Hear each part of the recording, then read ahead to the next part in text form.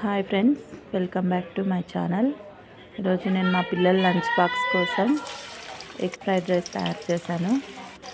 ముందుగా కళాయి పెట్టుకొని ఆయిల్ వేసుకొని ఆనియన్స్, పచ్చిమిర్చి, కరివేపాకు వేసుకొని తర్వాత సన్నగా తరిగిన క్యారెట్ వేసుకొని తర్వాత పసుపు, ఉప్పు వేసుకొని బాగా వాటిని ఆయిల్లో మగ్గించుకోవాలి.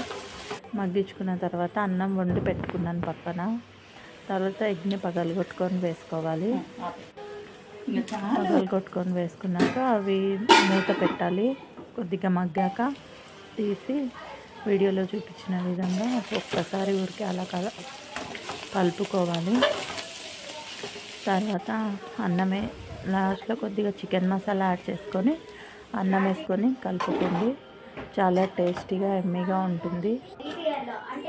చూడండి ఎలా ఉంది, బాగుంది కదా. మా పాపకి లంచ్ బాక్స్ కూడా ఇదే పెట్టాను. ఇదే తిని కూడా ఎలా ఉందో చెప్తుంది. Please subscribe to my channel.